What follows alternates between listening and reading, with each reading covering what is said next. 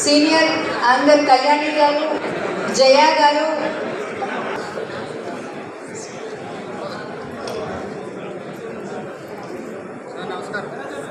జనరోహన్ గారు, గోనుగుంట్ల వెంకట్రావు గారు, మహేష్, పద్మాల, అలాగే మండవ నాగార్జున గారు.